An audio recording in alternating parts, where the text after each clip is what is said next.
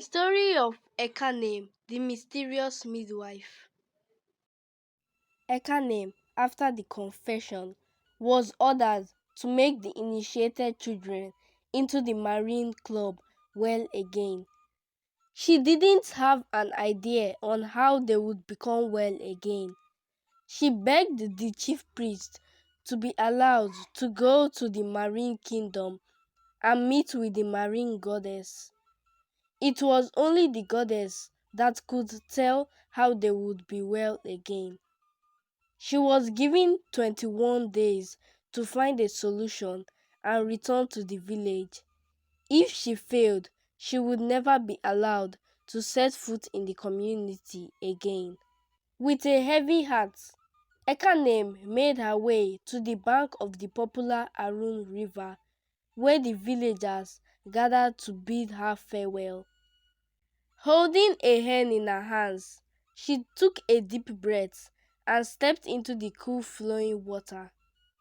As soon as the hen was tossed into the river, Ekanem vanished, disappearing into the watery depths. In the realm of the river world, Ekanem found herself standing before the marine goddess. The goddess welcomed her, but her emotions were mixed. She expressed sadness as her own plan to unleash terror upon the village had been foiled, partly blaming herself for not protecting Ekanem beforehand. However, she also harbored a sense of satisfaction as she saw an opportunity to manipulate Ekanem and the other 11 initiated children for her own benefits. Curiosity preyed at Ekanem, and she longed to understand why the marine goddess sought to rain terror upon her own community. Impatiently, she pressed the goddess for answers. In response, the goddess cryptically stated that the time for Ekanem to know the truth would come, but for now, she had to undergo a rigorous fortification process. This fortification would empower Ekanem to fight on behalf of the goddess in the human world. The process would take 3 weeks to complete, but Ekanem should be aware that she would not return to the village to offer a solution, but rather to engage in a fierce battle. And so, with the promise of strength and the weight of an impending war upon her shoulders, Ekanem readied herself for the Order's fortification process. Little did she know that her journey into the Marine Kingdom would test her resolve, challenge her beliefs, and alter the course of her future in ways she never could have imagined. During Ekanem's fortification process, she was granted incredible abilities. She was given the power to sense danger before it approached, enabling her to stay one step ahead all the times. She could also vanish from sight and reappear in the face of danger, which made her remarkably elusive. Furthermore, Ekanem possessed the unique ability to harm or heal instantly from any mystical effects. But there was more to Ekanem's fortification than just individual powers. She was prepared to complete the cycle by becoming the 12th initiated person into the Marine Goddess Club. Alongside the 11 other initiated children, Ekanem would form a formidable force that would bring terror to the land.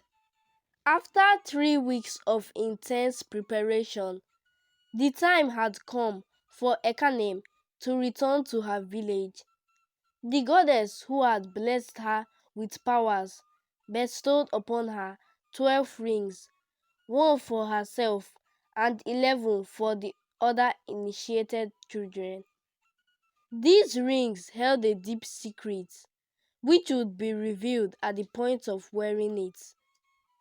Even EKANEM is unaware of what is in stock for them with the rings.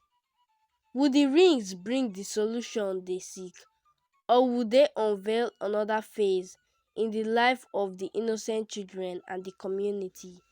On the 21st day, EKANEM emerged from the river at exactly 12 noon to behold the chief priest and other villagers waiting for her at the riverbank. EKANEM came out of the river and went into the village without saying a word. The chief priest and the others followed suit.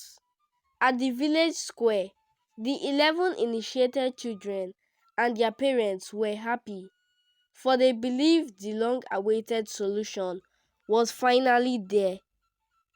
EKANEM ordered the children to be brought forward, and she proceeded to give them a ring each to hold.